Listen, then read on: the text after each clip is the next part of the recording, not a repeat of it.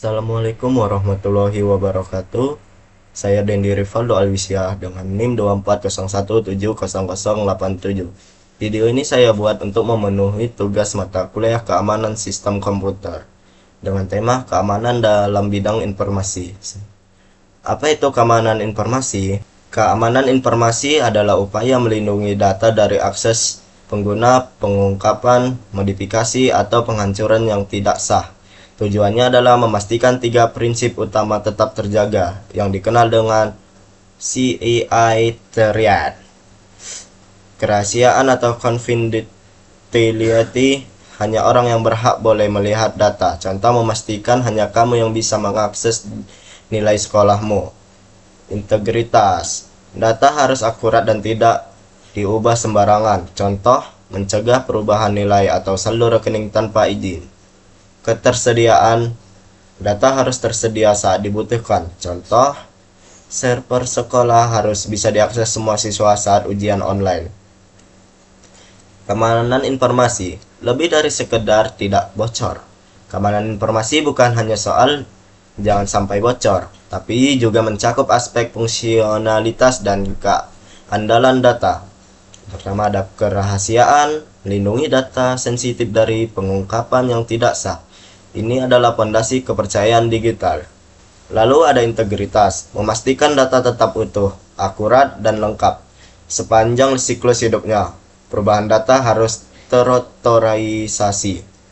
Yang terakhir ada ketersediaan, memastikan pengguna yang sah dapat mengakses sumber daya dan informasi kapanpun mereka membutuhkannya. Ancaman nyata terhadap informasi kita. Data kita diintai oleh berbagai ancaman, terutama serangan cyber yang semakin canggih. Serangan cyber bisa melalui dari phishing atau penipuan digital yang menyamar sebagai pihak terpercaya, misalnya email palsu dari admin untuk mencuri kredensial login. Lalu ada malware, software jahat yang mengunci file dan meminta tebusan atau ransom dalam bentuk Bitcoin agar data dapat diakses kembali. Yang terakhir ada DDoS, Distributed Denial of Service, serangan yang membanjiri server dengan lalu lintas palsu, menyebabkan situs kolaps atau tidak dapat diakses.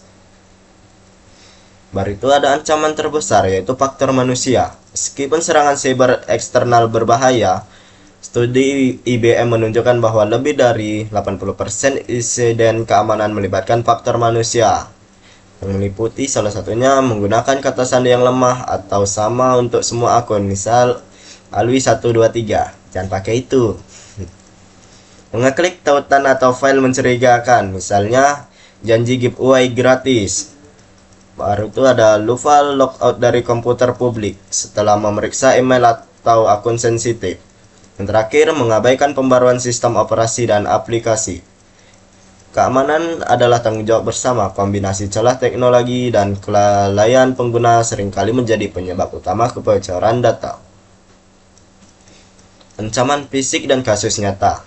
Ancaman keamanan tidak hanya digital. Kehilangan perangkat fisik juga dapat menyebabkan kebocoran data serius.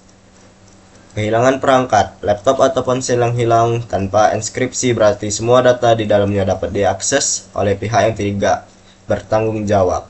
Akses fisik server.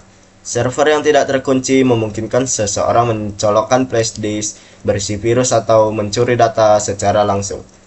Kasus nyatanya, data 91 juta pengguna Tokopedia bocor pada tahun 2020. Insiden ini menunjukkan bahwa keamanan melibatkan kombinasi celah sistem dan resource password pengguna. Bagian 3, strategi perlindungan informasi. Melindungi diri memerlukan pendekatan berlapis, menggabungkan teknologi, kebijakan, dan kesadaran diri. Teknologi, solusi keamanan teknis dan enskripsi.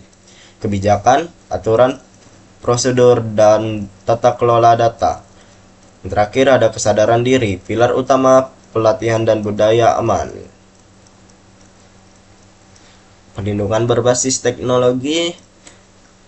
3 langkah teknologi penting yang harus diterapkan untuk mengamankan data dan komunikasi. Gunakan enkripsi, mengubah data menjadi kode rahasia. Ini seperti mengunci data sehingga tidak dapat dibaca tanpa kunci yang tepat. Firewall dan antivirus. Pasang perangkat lunak keamanan terpercaya dan pastikan selalu diperbarui untuk menangkal ancaman terbaru. Aktifkan 2FA, Two Factor Authentication, menambahkan lapisan keamanan kedua. Sangat penting untuk melindungi akun dari akses tidak sah. Perlindungan diri sama dengan kunci keamanan. Perubahan perilaku pribadi adalah pertahanan terkuat melawan sebagian besar serangan cyber. Kata sandi kuat dan unik. Buat kata sandi yang panjang, kompleks, dan berbeda untuk setiap akun penting. Pertimbangkan menggunakan pengelolaan kata sandi. Perbarui sistem secara rutin. Pembaruan seringkali berisi tambalan keamanan penting. Selalu perbarui sistem operasi dan aplikasi segera setelah tersedia. Waspada terhadap link mencurigakan. Jangan pernah mengeklik tautan atau mengunduh file dari sumber yang tidak dikenal atau email yang terasa aneh atau phishing. Lakukan backup data. Cadangkan data penting secara teratur minimal seminggu sekali ke lokasi terpisah untuk pemulihan jika terjadi serangan ransomware. Kebijakan dan proses organisasi. Dalam konteks organisasi atau sekolah atau perusahaan, keamanan informasi harus dilindungi oleh kerangka kerja yang jelas. 1. Kebijakan keamanan data. Perusahaan harus memiliki aturan yang jelas tentang cara data ditangani, disimpan, dan dibuang. 2. Pelatihan rutin. Edukasi karyawan atau siswa tentang ancaman siber dan praktik terbaik keamanan secara berkala. Yang terakhir ada audit dan pemantauan, melakukan pemeriksaan keamanan rutin untuk mengidentifikasi dan memperbaiki kerentanan sebelum dieksploitasi. Nah, kesimpulan dari materi ini adalah keamanan adalah proses bukan produk. Keamanan informasi bukan hanya urusan perusahaan besar atau hacker profesional. Ini adalah tanggung jawab setiap pengguna internet. Teruslah belajar, ancaman terus berkembang. Kita harus terus memperbarui pengetahuan tentang risiko baru. Terus lindungi data seperti kamu melindungi aset fisikmu yang paling berharga. Terus waspada, selalu curiga terhadap permintaan data yang tidak bisa atau tautan yang mencurigakan. Terus perbarui, pastikan semua sistem dan perangkat lunak selalu dalam versi terbaru. Sekian video ini. Saya akhiri, wabillahi taufiq walhidayah. Wassalamualaikum warahmatullahi wabarakatuh.